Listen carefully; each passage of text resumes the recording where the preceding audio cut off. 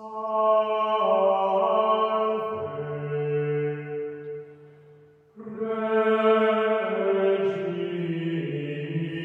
Pontifical University of St. Thomas Aquinas, the Angelicum, was established as a result of the critical need of the Church to have well-trained seminarians, religious and lay, in the teachings and doctrine of the faith.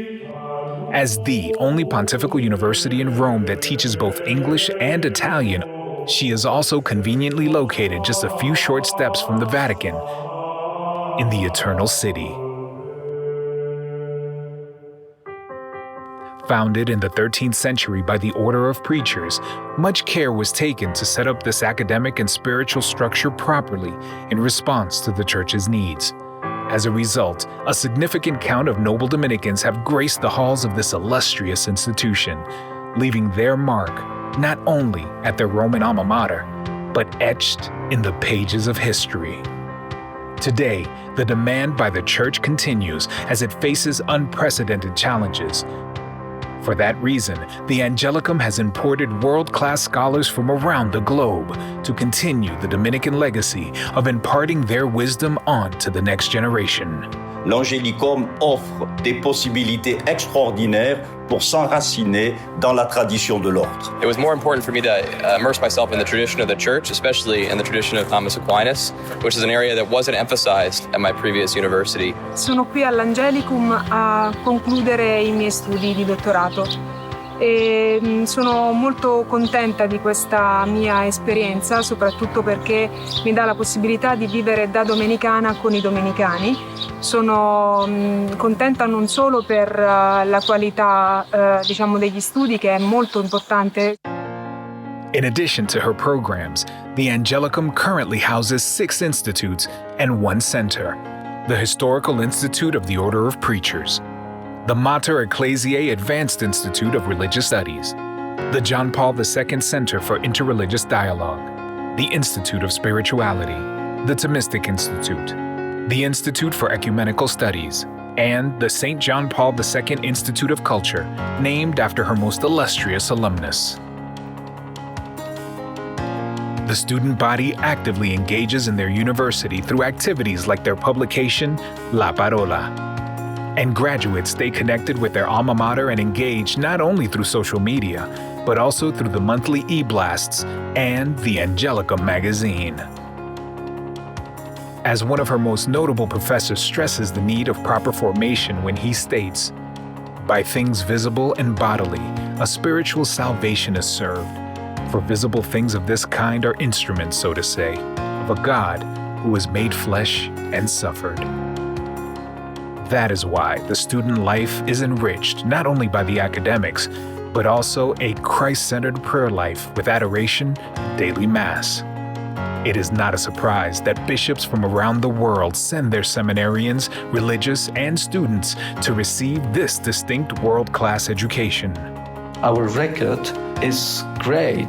We have about 140 cardinals, archbishops and bishops who came out of the Angelicum. For that reason, the mission of the Angelicum remains constant throughout the centuries, helping meet the demands of the Church with its premier world-renowned professors and curriculum, where faith and reason work together to form students as virtuous leaders capable of evangelization and promoting integral human development that praise God by their example and set the world on fire.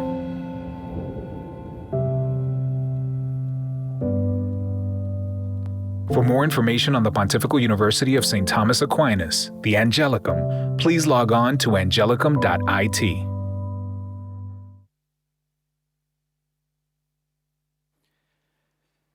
Excellency, Eminency, Reverend Fathers and Sisters, professors and students of the Angelicum, ladies and gentlemen, welcome to the Pontifical University of St. Thomas the Angelicum in Rome. It is with great emotion that I greet you at the beginning of our event on the 100th anniversary of the birth of Karol Wojtyła, the opening ceremony of the St. John Paul II Institute of Culture. Karol Wojtyła is the most famous and the most outstanding student of the Angelicum. To open a new institution under his patronage is an honor and a great source of joy for our university. But for a rector who happens to be Polish and who may be considered to belong to the JP2 generation, there is an additional deep wellspring of joy. Thanks to the online connection, we will be celebrating today together with the representatives of the Polish foundations, St. Nicholas and Futura-Iuventa, and its strategic benefactors, with the provincial of the Polish Dominican province, all of whom are joining us from Warsaw. Professor Remy Brach, who will present his opening conference from Paris. Let me introduce you briefly to where we are, or perhaps much more, why we are where we are. Karol Wojtyła prepared his doctoral dissertation while studying at the Angelicum from 1946 to 1948. Actually, he must have had classes in the space in which we are celebrating today. As John Paul II, he came to the Angelicum twice. By the way, before those visits, he kept coming back quite regularly as bishop and cardinal to see his professors, especially Father Felix Bednarski. During these visits in 1979 and 1997, he delivered very substantial discourses to the academic community. Before we start to enjoy the presence among us of our distinguished guests, let me mention another anniversary. In a couple of weeks, on the 2nd of June, we will have the 40th anniversary of the famous address presented by John Paul II in the headquarters of UNESCO in Paris. John Paul II was the first Roman pontiff to address in person this noble organization.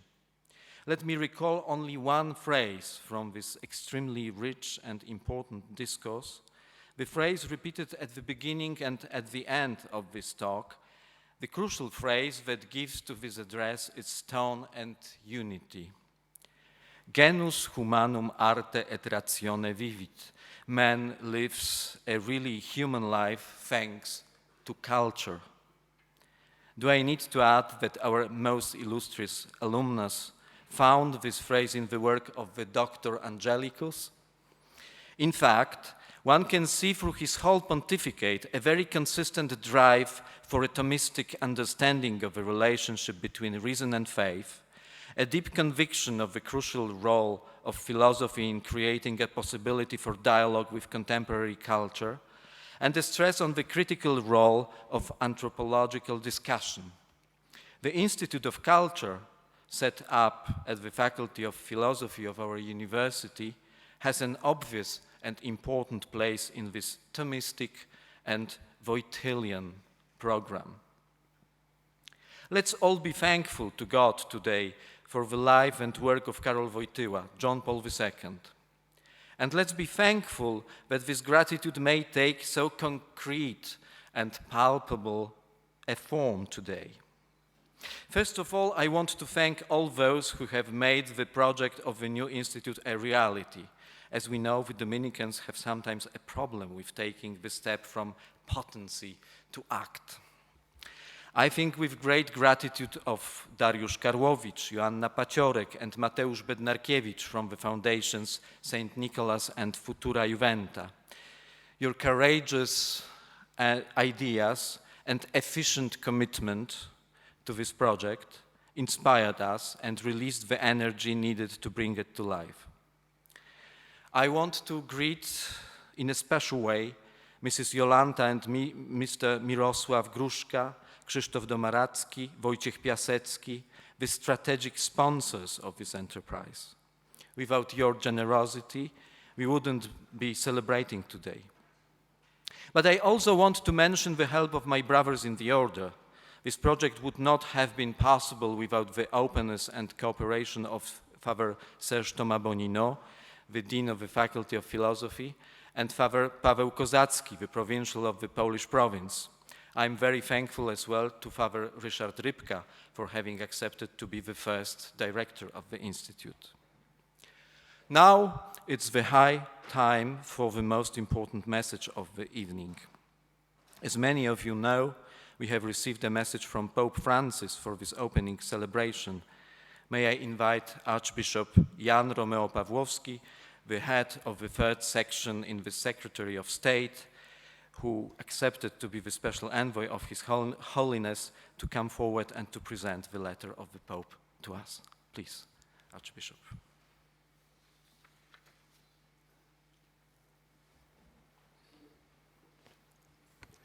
Grazie Padre Rettore, una buona sera a tutti. Sono non soltanto l'attore del messaggio del Santo Padre, ma anche del suo saluto benedicente a tutti quanti sono qui presenti e a quanti sono connessi con noi attraverso i mezzi di moderna comunicazione. Ecco la lettera del Papa. Al caro fratello Michała Palucha, Ordo Predicatorum, rettore della Pontificia Università di San Tommaso d'Aquino.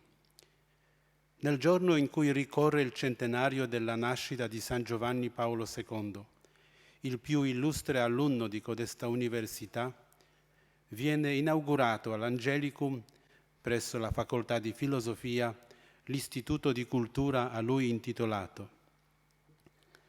Desidero esprimere il mio apprezzamento per questa iniziativa e rivolgere un cordiale saluto all'intera comunità accademica e a quanti sono convenuti per l'evento, in particolare ai rappresentanti delle due fondazioni polacche, Futura-Iuventa e St. Nicholas, che sostengono il nuovo istituto. Esso ha come finalità principale la riflessione sulla cultura contemporanea. A tale scopo i promotori intendono avvalersi della collaborazione dei più eminenti filosofi, teologi e uomini e donne di cultura nella sua più vasta espressione. E San Giovanni Paolo II è di quest'opera al tempo stesso l'ispiratore e il primo e più importante artefice, con il ricco e multiforme patrimonio che ha lasciato e prima ancora con l'esempio del suo spirito aperto e contemplativo, appassionato di Dio e dell'uomo, del creato, della storia e dell'arte. Le sue varie esperienze di vita, tra cui segnatamente i drammi epocali e le sofferenze personali, interpretate nella luce dello spirito, lo condussero a sviluppare con singolare profondità la riflessione sull'uomo e sulle sue radici culturali, come riferimento imprescindibile per ogni proclamazione del Vangelo. Nella sua prima enciclica infatti scrisse: «Ci accostiamo in pari tempo a tutte le culture, a tutte le concezioni ideologiche, a tutti gli uomini di buona volontà. Ci avviciniamo con quella stima, quel rispetto e quel discernimento che sin dai tempi degli Apostoli contrassegnavano l'atteggiamento missionario e del missionario.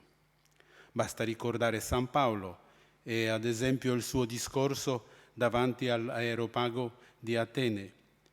L'atteggiamento missionario inizia sempre con un sentimento di profonda stima di fronte a ciò che c'è in ogni uomo e per ciò che egli stesso, nell'intimo del suo spirito, ha elaborato riguardo ai problemi più profondi e più importanti. Si tratta di rispetto per tutto ciò che in lui ha operato lo Spirito, che soffia dove vuole». Enciclica Redemptor Hominis e discorso anche all'UNESCO. Abbiamo bisogno di tenere vivo questo atteggiamento se vogliamo essere Chiesa in uscita, Chiesa che non si accontenta di conservare e amministrare l'esistente, ma vuole essere fedele alla sua missione. Sono molto lieto che questa iniziativa si realizzi nell'Università San Tommaso d'Aquino. L'Angelicum infatti ospita una comunità accademica costituita da professori e studenti provenienti dal mondo intero ed è un luogo adatto per interpretare le importanti sfide delle culture di oggi. La tradizione dell'ordine domenicano, con il ruolo importante che vi occupa la riflessione razionale sulla fede e i suoi contenuti, articolata in modo magistrale dal dottore Angelico, non può che favorire tale progetto affinché sia caratterizzato dal coraggio della verità, della libertà di spirito e dall'onestà intellettuale. Con questi auspici rinnovo il mio incoraggiamento e la mia riconoscenza a lei, caro fratello, e a quanti hanno dato vita al nuovo istituto, a professori, studenti e personale. Auguro buon lavoro e invio di cuore la benedizione apostolica. Papa Francesco, Roma, San Giovanni in Laterano, 18 maggio 2020.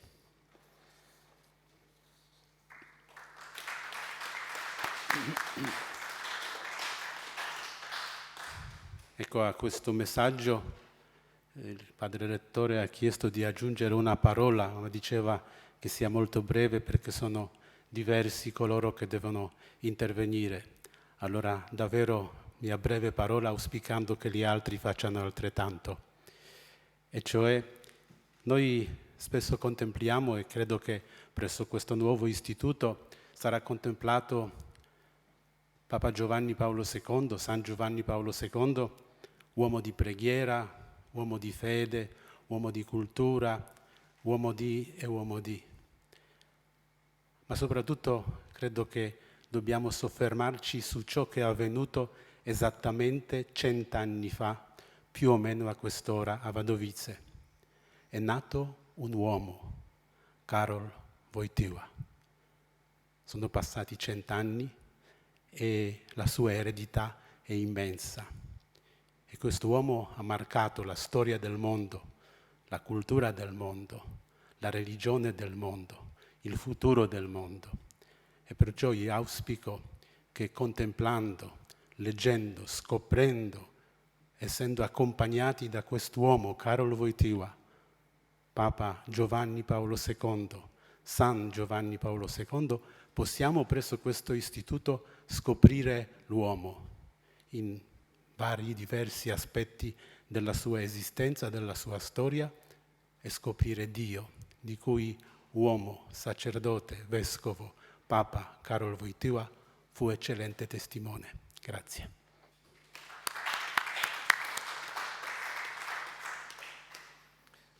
Thank you very much, Your Grace, for having reminded us about this universal dimension of the man, Karol Wojtyła.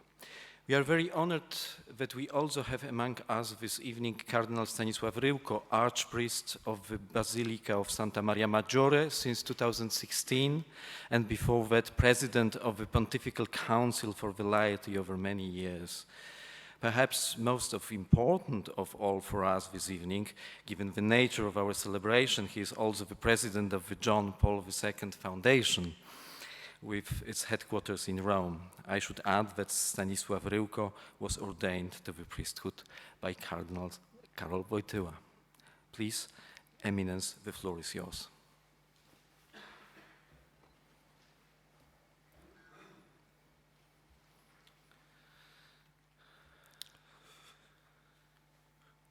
Porgo un deferente saluto a tutti voi che partecipate a questo solenne atto di inaugurazione dell'Istituto di Cultura presso la Facoltà di Filosofia della Pontificia Università San Tommaso d'Aquino. Mi congratulo per questa preziosa iniziativa sia con le autorità di questo illustre Ateneo, nella persona del suo rettore magnifico, padre professore Michała Palucha, sia con i partner strategici che l'hanno concretamente sostenuta, la Fondazione di San Nicola e la Fondazione Futura-Iuventa. Il nuovo istituto è intitolato in maniera significativa a San Giovanni Paolo II e non è un caso. Nella vita e nel magistero di questo pontefice il problema della cultura si presenta come uno dei temi centrali. Nel suo famoso discorso pronunciato nella sede dell'UNESCO a Parigi, Giovanni Paolo II disse: «L'uomo vive la sua vita veramente umana grazie alla cultura. La vita umana è cultura, nel senso anche che l'uomo si distingue e si differenzia attraverso essa da tutto ciò che esiste per altra parte del mondo visibile. L'uomo non può essere fuori della cultura. La cultura è ciò per cui l'uomo, in quanto uomo, diventa più uomo, è di più, accede di più all'essere. Su tale sfondo emerge in maniera chiara una particolare vocazione di ogni università, quale comunità di professori e studenti che si metta al servizio di una cultura degna di questo nome, di una cultura che è una vera linfa vitale per l'uomo, che promuove la sua dignità, che lo fa crescere nella sua umanità e lo aiuta ad essere di più come persona umana. Perciò il nuovo Istituto di Cultura che oggi inauguriamo non è una mera aggiunta alla struttura già molto ricca di questo Ateneo, ma direi il suo cuore pulsante, che ricorda ciò che è essenziale per ogni università, essere cioè una diaconia del pensiero, una diaconia della verità, diaconia della sapienza, diaconia appunto della cultura. Oggi celebriamo il centenario della nascita di San Giovanni Paolo II. Questo nuovo istituto di cultura diventa così una specie di dono di compleanno che la sua alma mater offre al suo insigne allievo. Un dono a lui certamente molto gradito. Sono convinto che questa sera San Giovanni Paolo II ripeterebbe le stesse parole con le quali concluse il suo discorso all'UNESCO. Sì, l'avvenire dell'uomo dipende dalla cultura. E poi aggiunse: non cessate, continuate, continuate sempre. Allora, tanti auguri al nuovo istituto e non cessate, dunque continuate, continuate sempre. Auguri. Grazie. Thank you very much, Your Eminence. I now invite Father Pablo Siculi to take the floor. Pablo Siculi is the assistant to the Master of the Dominican Order for the Intellectual Life.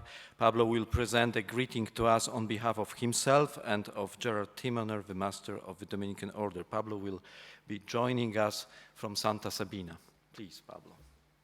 Thank you very much.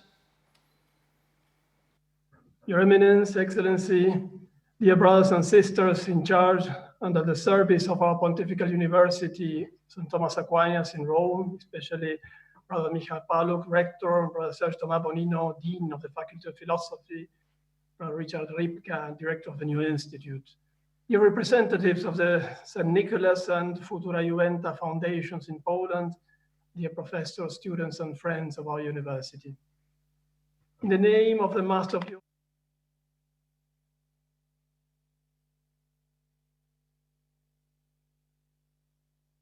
I thank you very much for the invitation to participate in this event of the inauguration of the St. John Paul II Institute of Culture.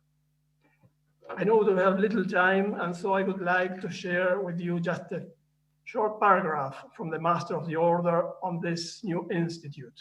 Allow me to read it in Italian, the original language of the text. Il fulcro di questo istituto, dice il maestro dell'ordine, Fra Gerard, si posiziona all'interno della riflessione sulla cultura contemporanea. L'università vuole invitare a collaborarvi non solo filosofi e teologi stimati e celebrati, ma anche altri esponenti delle diverse espressioni della cultura e delle culture umane. E San Giovanni Paolo II, con il suo patrimonio di pensiero, dovrebbe diventare partner della dinamica del dibattito e del confronto. Siamo fiduciosi che ciò permetterà di scrutare con nuova freschezza le grandi intuizioni dell'eminente ex alunno e dottore della nostra università. L'istituto vorrebbe essere inoltre un'occasione per focalizzare l'attenzione e la riflessione di tutta l'università sulla nozione di cultura, così importante sia nel recente Magistero della Chiesa dopo il Concilio Vaticano II, Gaudium et Spes, numero 53, come nell'attuale pontificato di Papa Francesco, il quale ci ha ricordato, facendo in ciò eco al famoso adagio di San Tommaso d'Aquino sul rapporto fra natura e grazia, gratia supponit naturam, non destruit sed perficit eam, che, e queste sono le parole di Papa Francesco, la grazia suppone la cultura e il dono di Dio si incarna nella cultura di chi lo riceve. Evangelii Gaudium 115. The Master of the Order and we all hope that the activities of this new institute may bear much fruit, not only within the Faculty of Philosophy, but for the whole university in its service to the universal church and to human society as a whole, in this most relevant field of culture, in its comprehensive sense and in its diverse expressions, engaging in a fruitful dialogue from the perspective of Christian faith and of the Dominical intellectual charism. Thank you very much. God bless you.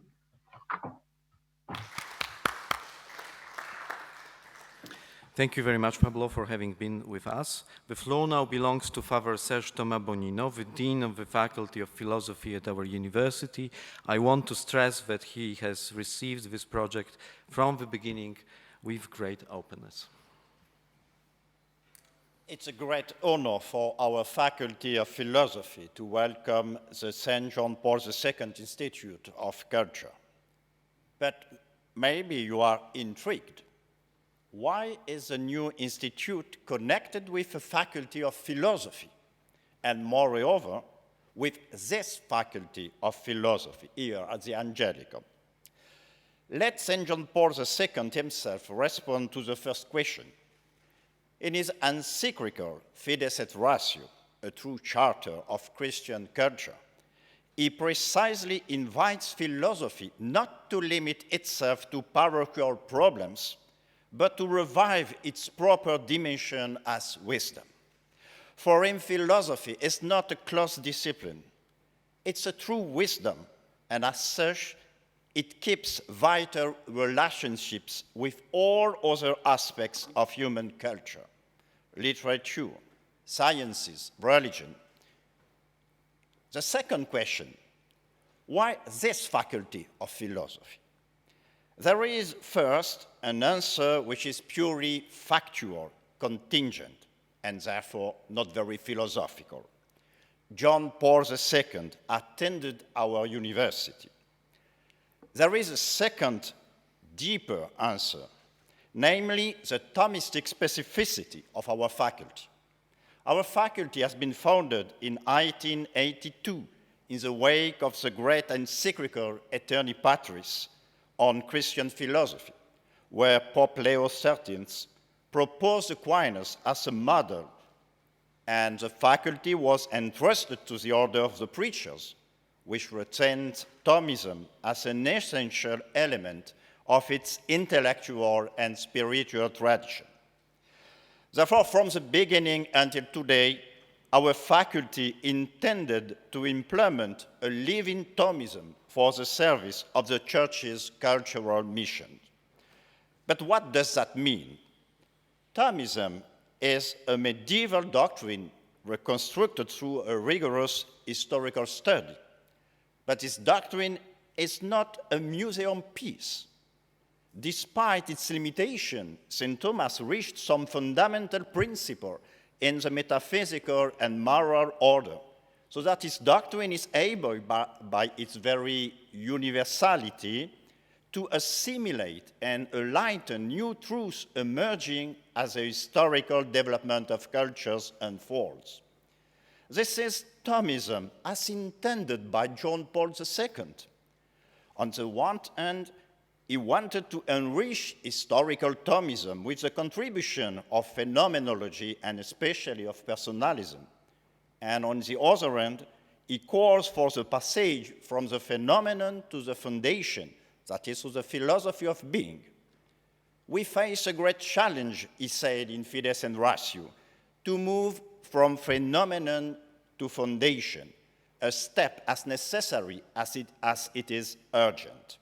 We cannot stop short at experience alone. Even if experience does reveal the human being's interiority and spirituality, speculative thinking must penetrate to the spiritual core and the ground for which it rises.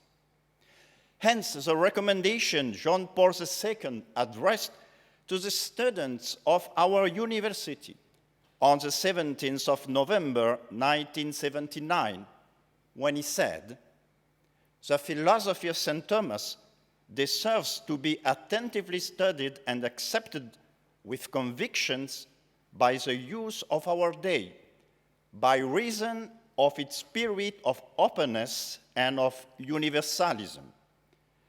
The basis and source of this openness lies in the fact that the philosophy of St. Thomas is a philosophy of being, that is, of the actus essendi, whose transcendental value paves the most direct way to rise to the knowledge of subsisting being and pure act, namely to God. It is from this proclamation of being that the philosophy of St. Thomas derives its ability to grasp all that shows itself to the human intellect as a determinate existing being in all the inexhaustible richness of its content.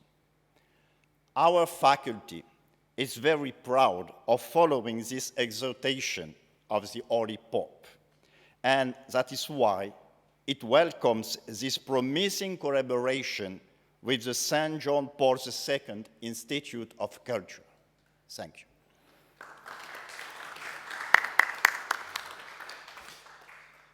Thank you, Serge Thomas. Now we turn to greet our partners in Poland, giving the floor at first to Jarosław Głodek, the socius of the provincial of the Polish province, Dominican province, Paweł Kozacki.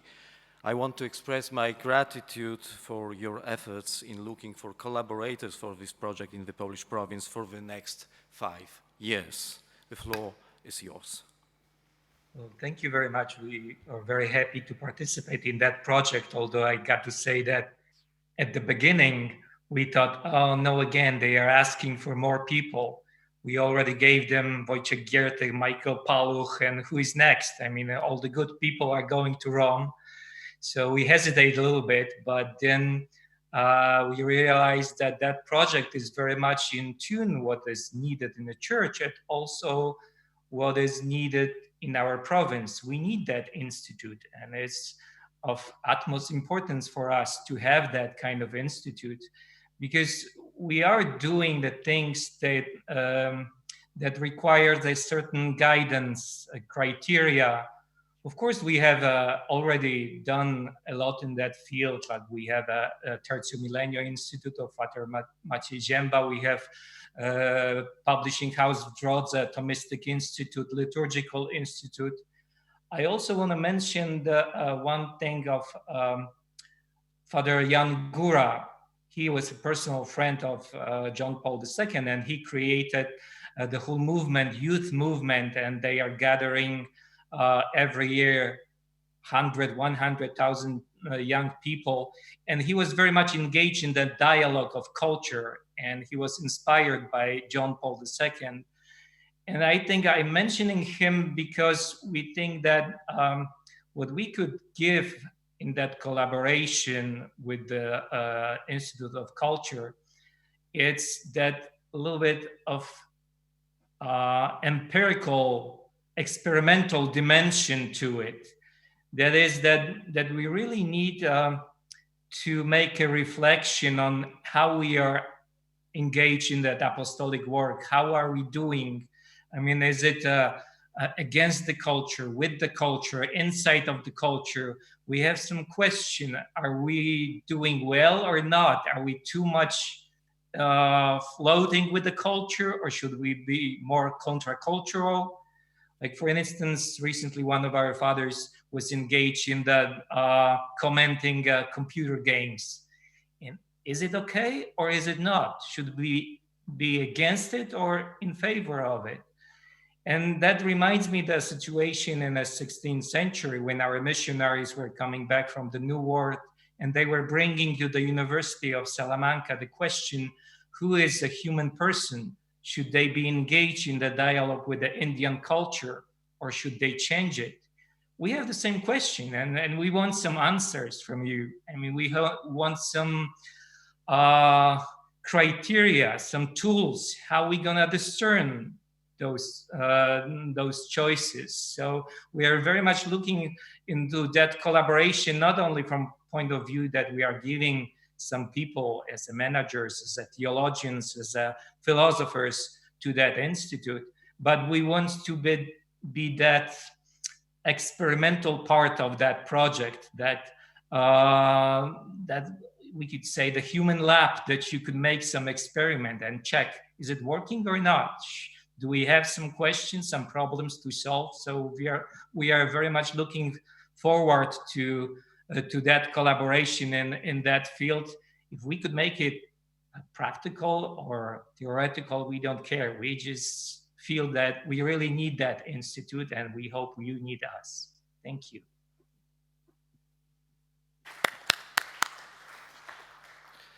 Thank you very much, Jarosław. You need answers, we need people. We will find a way forward, we hope.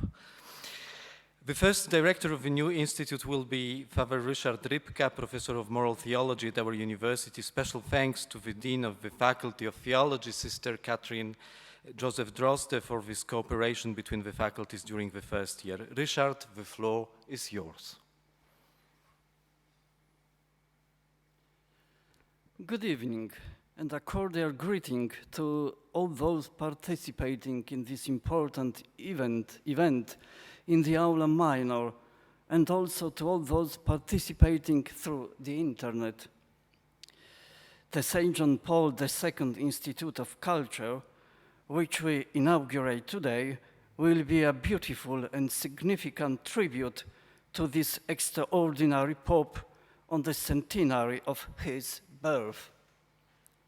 I am convinced that all of us, participants in this great event, and each of us personally, feel indebted to the St. John Paul II, because in different ways he has deeply marked our lives. We have been enriched by his great personality and enlightened by the depth of his teaching. For many of us, St. John Paul II has become a teacher and a spiritual guide. When Cardinal Wojtyła was elected Pope, I was still a university student. I have never forgotten his first pilgrimage to Poland in 1979, which profoundly changed my homeland and started profound changes in Central and Eastern Europe. The strong and unequivocal words spoken by the Holy Pontiff in Warsaw still echo in my ears. And I cry, I who am a son of the land of Poland, and who am also Pope John Paul II, I cry from all the depths of this millennium, I cry on the vigil of Pentecost. Let your spirit descend. Let your spirit descend and renew the face of the earth, the face of this land. I can say without exaggeration that St. John Paul II helped me to discover the importance of faith and the beauty of the Church of Christ. Thanks to him, I discovered my vocation to religious and priestly life. His long and extraordinary pontificate, rich in the depth of his theological, philosophical, and social doctrine, has influenced and is influencing to date my scientific research and my teaching at this Pontifical University of St. Thomas Aquinas, the Angelicum.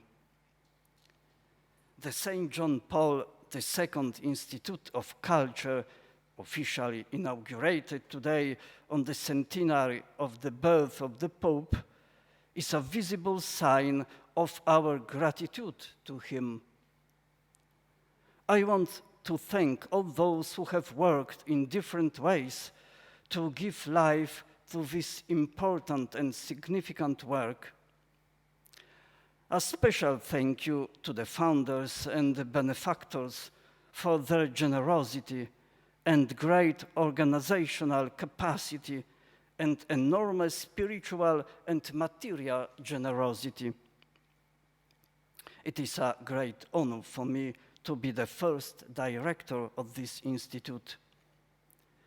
I am convinced that the St. John Paul II Institute of Culture will achieve its goals by spreading the thought of this great pontiff not only among the students of this university, but also to all the young people of the world. I also believe that this institute will become an effective tool for seeking, together with St. John Paul II, solutions to the various urgent problems of the contemporary world. This is why we ask St. John Paul II to intercede to the Lord to fill this initiative with graces and blessings, which wants nothing more than to translate the Pauline admonition of truth with charity and the charity of the truth. Thank you for your attention. Thank you, Richard. I hope that now you know enough about what we want to do and what we want to achieve. So it's high time to sign our agreement in Warsaw and in Rome. It will be signed in Warsaw by the representatives of the Futura-Iuventa Foundation, Dr. Mateusz Bednarkiewicz, and of the St. Nicholas Foundation, Joanna Paciorek and Dr. Dariusz Karłowicz, and in Rome by the rector of the Angelicum.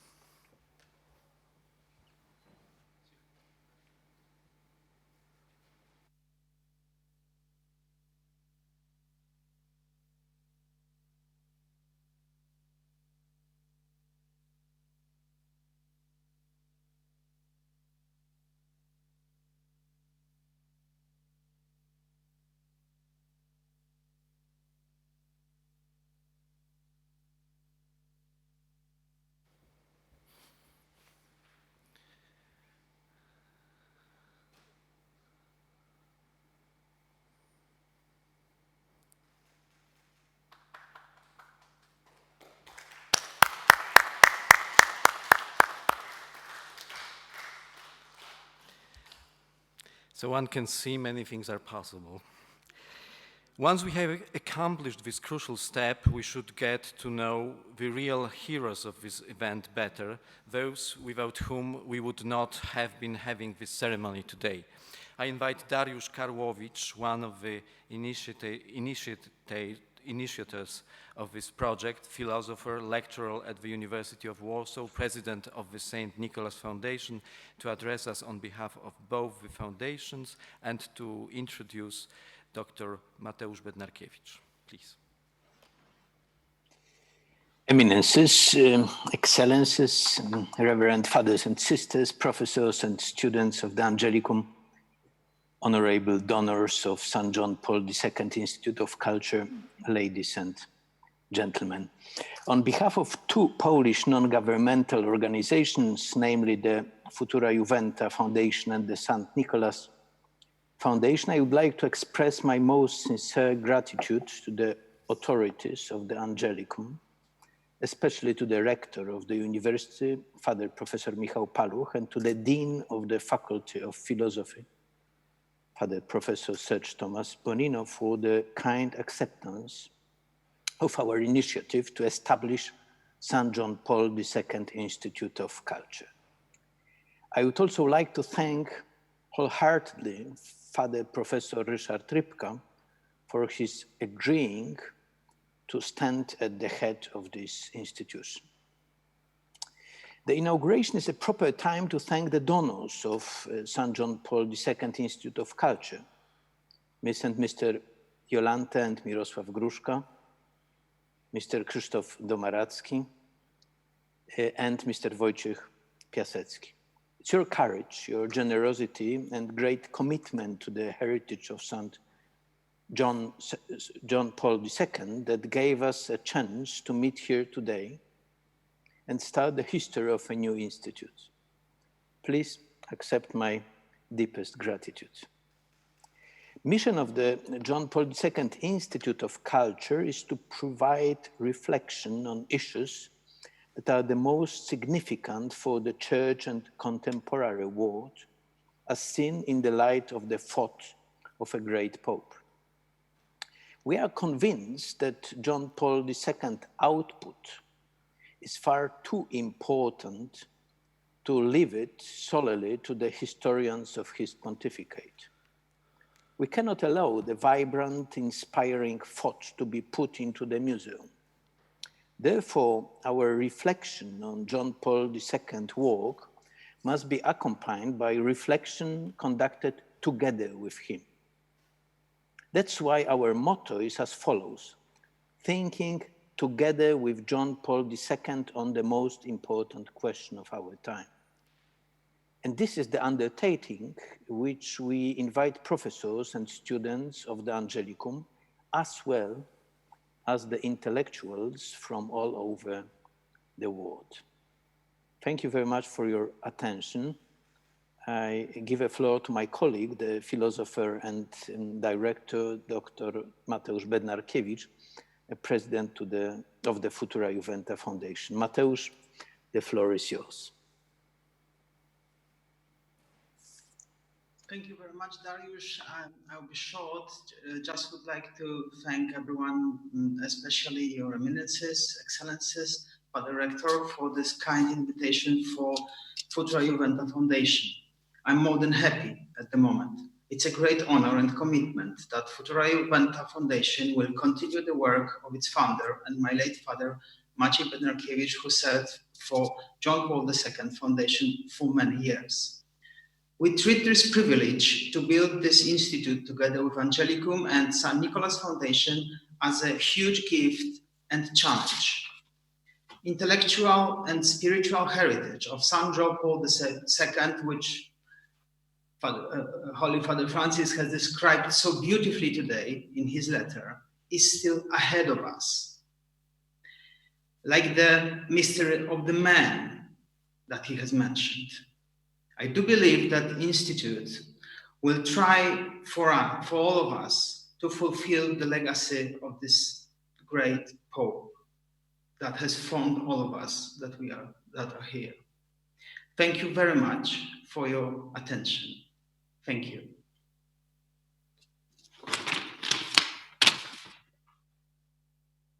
Foundations cannot exist without benefactors.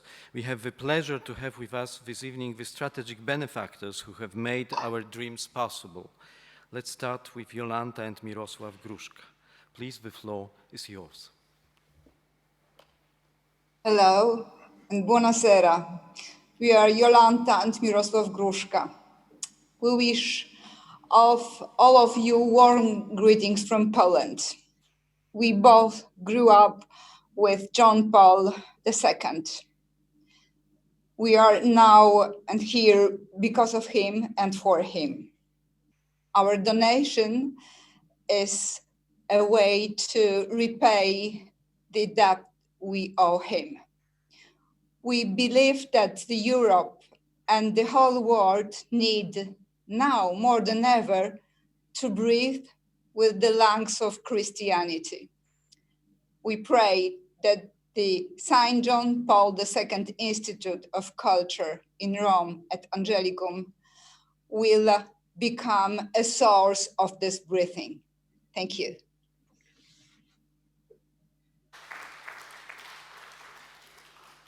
Thank you very much for being with us. Now, Krzysztof Domorecki has the floor, please. When I was invited by Dariusz Karlowicz to support this idea of the Institute, I asked myself, what does it mean to think together with John Paul II? And many of texts and statements that have been appeared recently on the media environment present the work and works of John Paul II as a part of good past. Meanwhile, the great and by many undiscovered value of his works is that they have strengths to help us to find a better solution, not only for the past, but for the present and for the future. The Institute starts at the very special time when our rapidly developing civilization has increasingly stronger internal problems resulting from disregard of basic anthropological rules. Our civilization has chance to rapidly grow for next 30 to 50 years just due to fact that many people in many countries are working hard just to improve quality of their life. And at the same time, many technologies are in a relatively early stage of development. All these technologies accumulated together have enormous potential to transform all aspects of our lives. How we work, how we relax, how we pray, and how we raise our children. Technology is part of the culture, but technologists can easily forget about it. However, even the best technology has no human salvation potential. It can give him a lot, but if used incorrectly, it can harm us. So I believe that exercises and lectures at the St.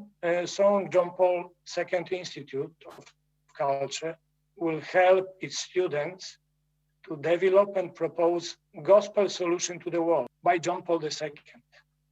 I do believe that learning from John Paul II and thinking together with him can help all of us to build a better world. Thank you.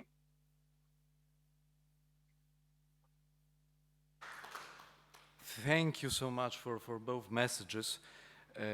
I would say that this part of our ceremony would normally have ended with a standing ovation. Unfortunately, we will only be able to do that in the future. So, well, we are waiting to have you as guests in Rome. We have had the chance to listen to some of the key actors in the creation of this institute and to taste some of the different aspects of the projects that we are starting today. So now we should just start it. I'm very pleased and honored to introduce the first guest lecturer of the St. John Paul II Institute of Culture. It will be presented this evening by Professor Rémy Braque. He is a French historian of philosophy and Professor Emeritus of Arabic and Religious Philosophy at the Sorbonne and the Ludwig Maximilian University of Munich. Rémy Braque has been awarded both the Grand Prix of Philosophy from the French Academy and the Ratzinger Award, which is often referred to as the Theological Nobel Prize.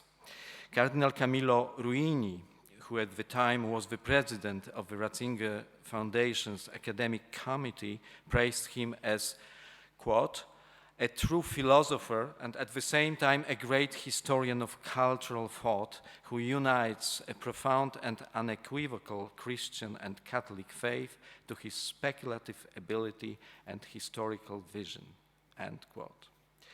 Rémy Braque will be one of the visiting professors of the St. John Paul II Institute of Culture in 2020-2021. Professor Rémy Braque.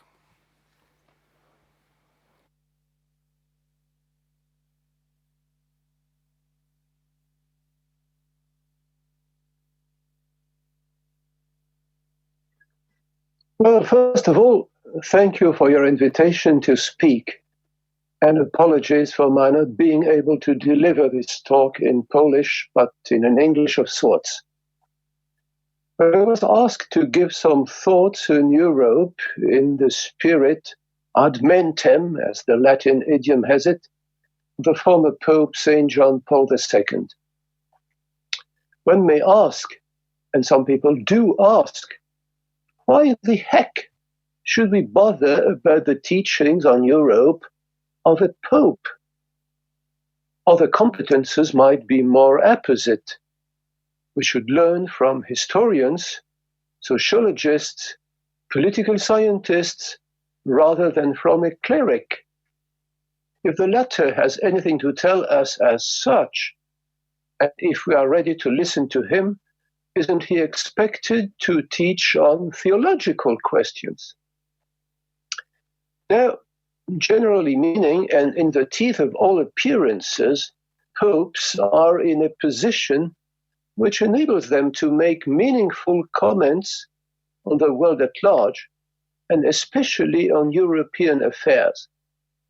The fact that the Catholic Church has spread all over the world, and as a consequence, that popes have to receive bishops from each and every country, gives them a better knowledge of present issues than many press agencies.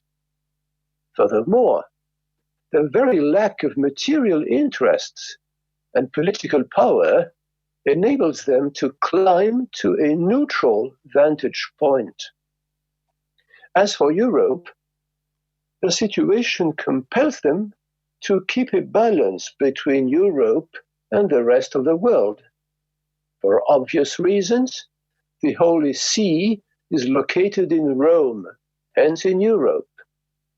By this token, popes are likely to pay special attention to the problems which beset the region which lies nearest to them. On the other hand, they must reduce the problems which Europe has to cope with down to their real scale, i.e., a part of the West, which is itself a part of a far larger whole. They see Europe on the backdrop of the whole show. John Paul II had special reasons to emphasize the relevance of European problems. His hailing from Poland enhanced in him sensitivity to the fragile character of what is European and to the decisive part played by culture in the life of a people. His native country is at the brim of Europe, next to a country like Russia, which saddles Europe and Asia, so that for its intellectuals, in which one to pigeonhole their country has been a living issue for centuries. Being European is something that French, Italian, or German people take for granted. For a Pole, on the other hand, being European is the result of a conscious and voluntary choice. Poland was divided into 3 parts for 1 century and a half. During this long period, the unity of the people was kept by the common language, the common Catholic faith, the common keeping of many traditions belonging to the so-called folklore. Between the 2 petitions, the Commission of National Education, despite the short time span during which it could function, laid the basis for Polish higher learning. Interestingly, this board, peopled by bishops, acted very much in the spirit of the Enlightenment. It gave thereby evidence of the existence of a Catholic Enlightenment, which was to be found elsewhere too, in Bavaria, Bohemia, Austria, or Tuscany. Conversely, it gave the lie to the received wisdom of a radical Enlightenment being directed against Christianity, the first step towards secularization. Pope John Paul had a clear knowledge of the fact that he put forward in his speech of 1980 at the UNESCO in Paris. He hailed from a nation which survived thanks to culture. Little wonder that he should lay the stress on cultural issues and conceived of Christianity as being, among other things, a wellspring of culture. Europe and Christianity are tied together by a strong bond. But this bond is not an identity. Christianity is older and broader than Europe. It began far from Europe on the eastern shores of the Mediterranean. It defined its dogma in Egypt, in Anatolia, present-day Turkey, and in Greece. Whereas Europe never produced Christianity, on the other hand, Christianity produced Europe and fostered its development out of the Mediterranean basin, first towards the north and the east, converting Celtic, Slavic, Baltic, and Finno-Ugric peoples, letting them enter the European concert. This was made possible by their sharing some basic principles which are Christian in origin. An important feature of this admittance was that newcomers were allowed to keep their language and mores. They were not compelled to enter the Roman Empire, and they could build independent kingdoms that were to evolve to modern nation states. This was the case for Poland, and later for Hungary and Bohemia. Europe sort of repaid its debt to Christianity by spreading it in the rest of the world, thanks to missionary activity. Let me here correct a common misunderstanding. Christian mission and European colonization were not accomplices. To be sure, the presence of Christian priests in countries in which Christian faith was only tolerated and submitted to all kinds of humiliations was made possible by Western control. Yet, colonization had economic and political aims and never aimed at spreading Christianity. Far from that. If I may choose the example of my native France, political and military authorities objected to attempts of Christian missionaries at converting local populations, especially in North Africa. John Paul II's diagnosis of the present spiritual crisis of Europe is still highly actual, even 40-odd years after his Compostela speech in 1982. Among the diseases which he called by name, some were pinpointed by earlier thinkers. Individualism, for instance, was brilliantly analyzed by Tocqueville. As for cultural issues, the Pope observed some sort of collective amnesia, a loss of cultural memory. In particular, ignorance of the true Christian dogma is especially rampant. It is even as if some people boasted about their not having an inkling of the Christian message, although they would blush in confessing their ignorance of Buddhism or Islam. Besides those rather common observations, John Paul shed more light on the present crisis when he coined the felicitous, albeit ominous phrase, culture of death, in the early 90s, and gave it a powerful orchestration in his encyclical Evangelium Vitae of 1995.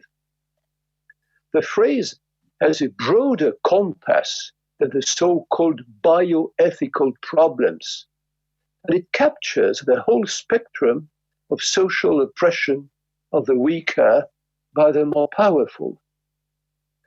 The disease was identified by St. John Paul. So was the cure, a new evangelization, giving new hope to people tempted by despair, getting back a Christian mindset, what he called, perhaps by a rather awkward term, mentality. John Paul's emphasis on culture strikes an original note, not to say a surprising one, in the present-day concert of experts, who all give pride of place to economic and or social questions, supposed to be the infrastructure on which everything rests. They bear witness to the lasting influence of Marxist schemes of thought, which crushes so many brains, even among people who hardly understand themselves as disciples of the German thinker. John Paul II, a culture, is the crystallized result of what he called an anthropology. He meant thereby not the scholarly discipline which plumes itself with that name, but more simply, and in fact more deeply, an all-encompassing view of what the human being is all about. Now, Europe is singled out by a definite conception of man, which strikes its roots in the Hebrew Bible and in classical Greek thought, and came to a head in the New Testament. Pope John Paul fleshed it out. Each and every human being, from its inception to his or her natural death, is a full-fledged person whose both soul and body deserve a boundless respect. This person is not the temporary incarnation of an eternal essence, but the subject of an adventure in which his or her destiny is at stake. Now, Pope John Paul II already belongs not only to the canon of sainthood, but to history. Yet, this doesn't mean that his thought should be wrapped up in a purple shroud and solemnly buried. To the contrary, his teachings still possess a thriving actuality. And this is the case for his thoughts on Europe.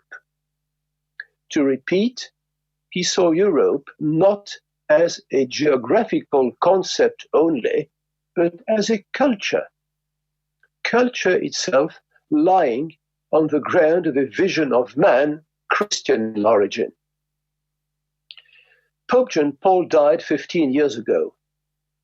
What happened since? Did things change? Basically, not very much.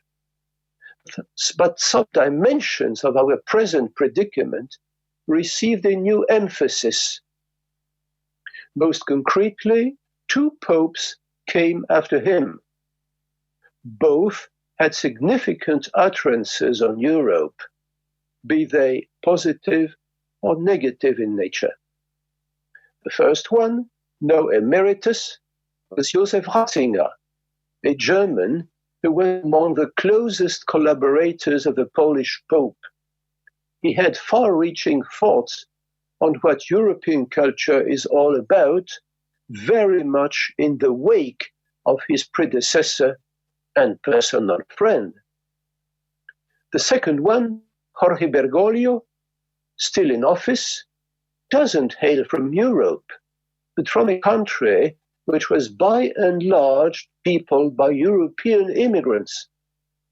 He put his finger on Europe's sore point, an aging and sterile continent whose administrations uphold policies of a so-called public health which foster the slow disappearance of their own citizenry. Let me mention 2 points. Each will somehow correspond to one of the 2 popes who came after John Paul in the chronological order. First, there is what I will call the Benedict point. We perceive in an ever clearer way that our view of man is not self-evident. Now, agnosticists of all ilk, and even card-carrying atheists in the West, and especially in Europe, live on the capital of Christian anthropology. No matter whether they know this origin, are unaware of it, or do as if they ignored it. People who come clear about the origin of the values we live upon may not be Christians. They are at least what I called Christianists, i.e. people who believe in the positive influence of Christianity on human culture, and especially Western culture, without their believing in the basic tenets of Christian faith, i.e. Jesus of Nazareth being the only begotten Son of the Heavenly Father, his having been risen from the dead, and so on.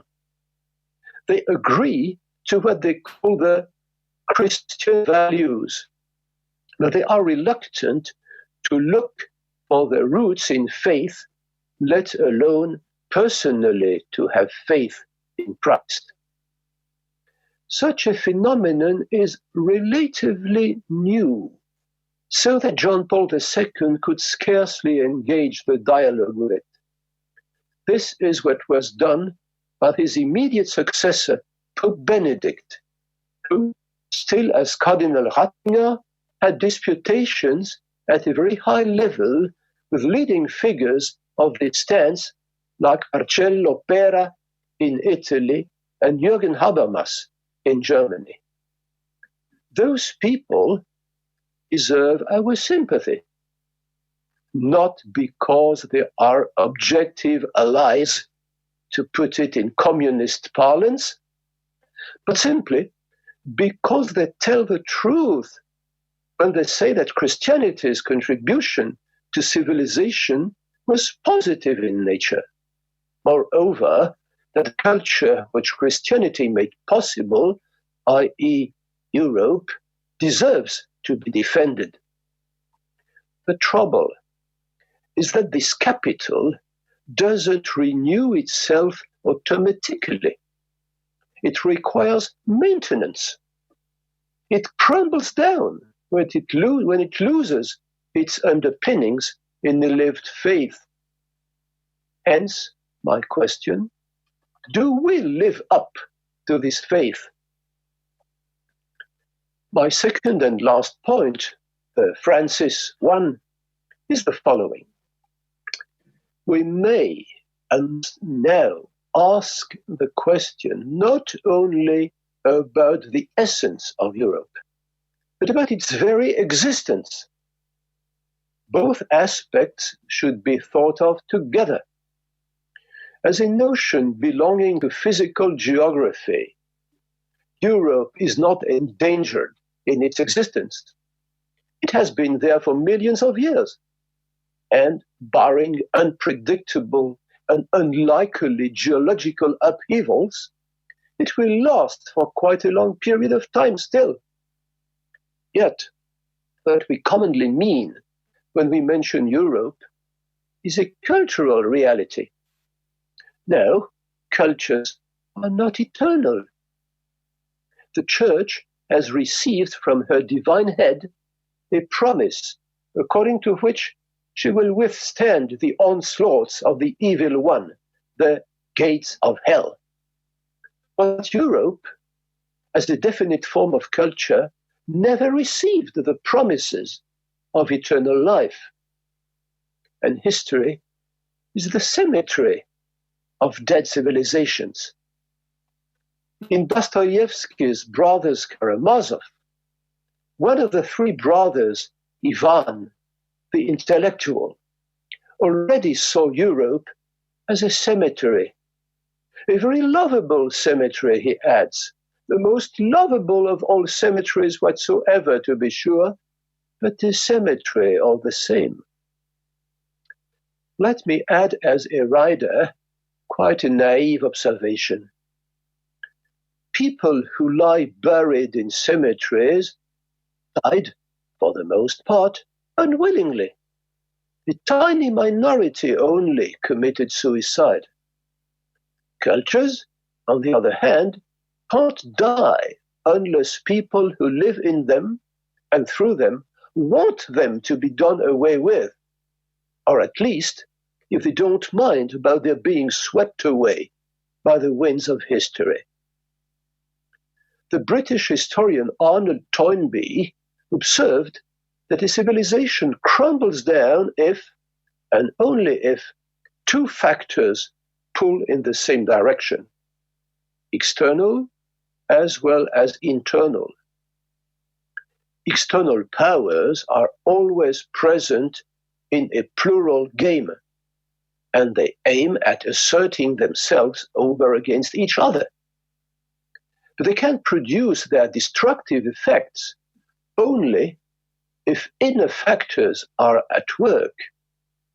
Among them, on the side of people who take advantage of the civilization, a lack of confidence in its very value. The nagging question arises, is defending our way of life really worthwhile? Suppose we had to give up a part of the commodities we enjoy in order to save it, shall we accept the sacrifice? On those 2 points, reality has given the insights of Pope John Paul a new depth and relevance.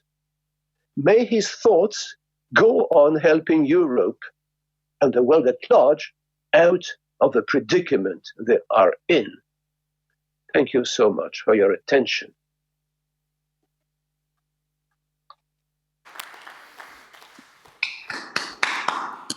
Professor Bragg, thank you for this first academic act in the history of the Institute of Culture.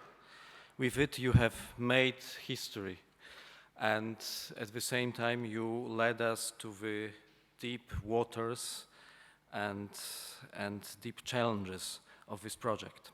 Thank you very much, indeed. We are at the end of our program today, but in fact, it is the beginning. We hope to see you during the upcoming events, conferences, and projects organized by the St. John Paul II Institute of Culture, and we hope to meet you all soon in person as well. Goodbye to all our participants online. Take care. God bless you. Thank you.